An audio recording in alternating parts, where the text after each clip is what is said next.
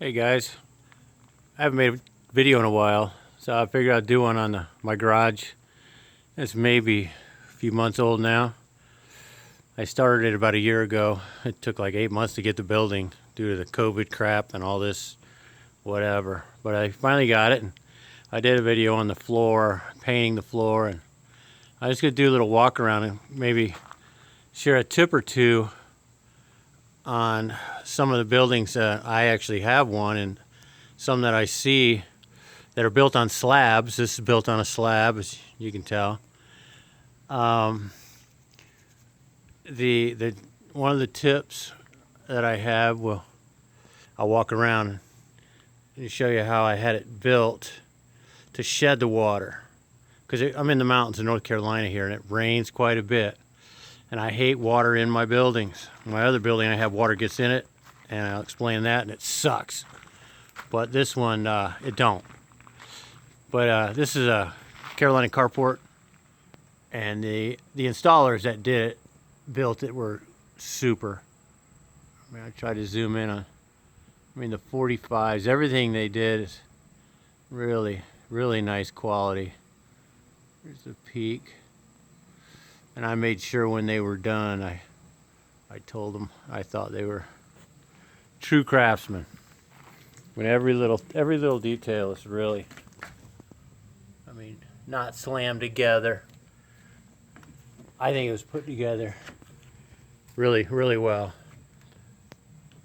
Heavy bead of silicone in there. I don't know if you can see it or not with the sun. But yeah, I think they did a fantastic job. But one of the tips that I think I want to share is I had this slab built the exact size of the building. And I asked the salesperson about that, and they said, yeah, that's a good way to do it. That way, the building sits on the slab. This is a stem wall. You can see it starts from nothing, and it's about 5 feet from where I had to build that little planter.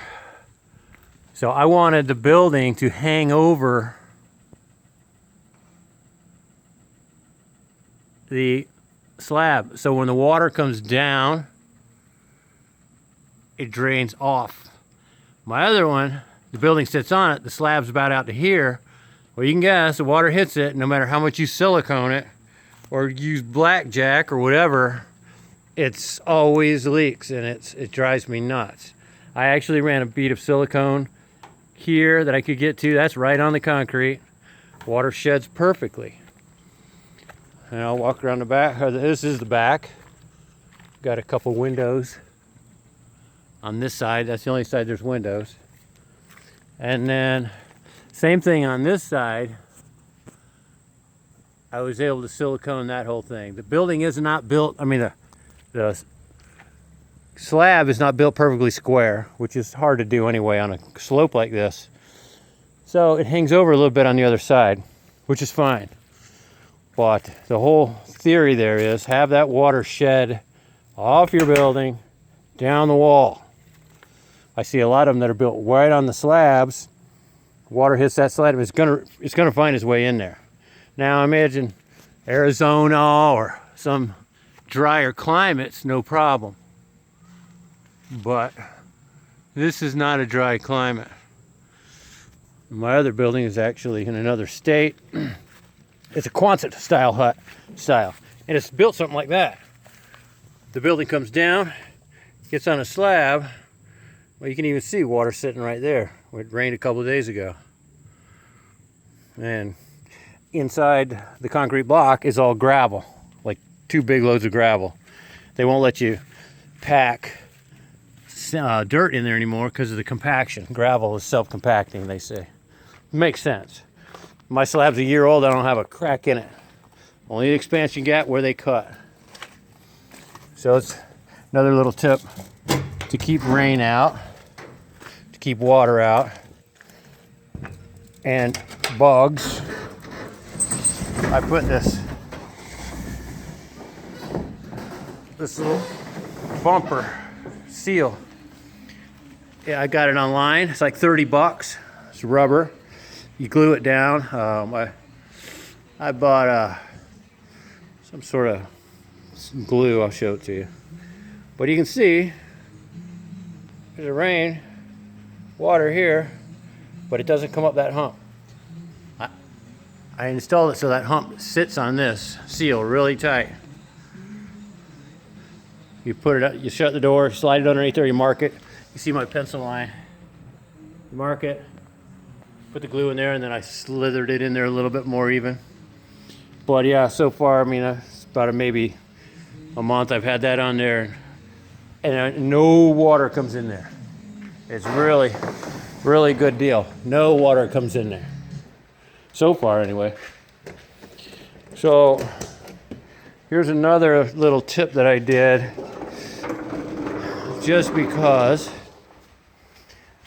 I ran a bead of silicone on top here to keep ants and bugs out, and then I ran around the bottom all the way around with silicone, and I hit all that. There's a spider that crawls way in here, but he ain't making it. But I think every little thing like that helps. And I went around the edge there. You see it's all sealed. I added this little piece of steel here and here because it didn't quite go to the bottom.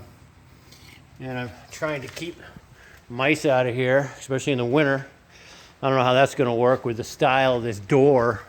You can see it's like a waffle. I'm going to have to come up with something to where it hits the ground down here. Maybe on the outside. I see some, you can get these brushes, but I think the mice can go right through that. So I think I'll come up with something different on that.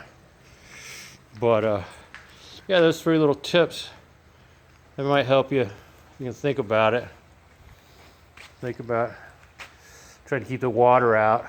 And one other tip that I would have done that I didn't think about it, and it wasn't mentioned to me, I would have had the ceiling insulated when they built the building, because it's going to be a little pain in the ass to insulate it now, but I'm going to do it, and I'll do a little video on that too.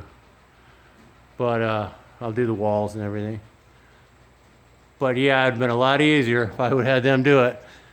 They do the ribbing, and then they put the insulation on, and then they put the metal on top of that. It's a nice, neat package.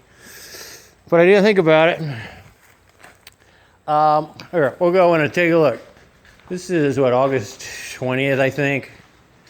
It's about 2 o'clock, and I don't know if I can. There we go. It's almost 100 degrees in here, and I have that fan running all day. But I have the big door down most of the day if I'm not in here, which I'm sure that keeps a lot of the heat in. But it'll be interesting to see what it's like whenever I insulate it. They say like 20 degrees difference. So, you know, that'll be nice. That'll be tolerable. All right. Anyway, I hope to help you out a little, guys. Take care of yourself. See you later.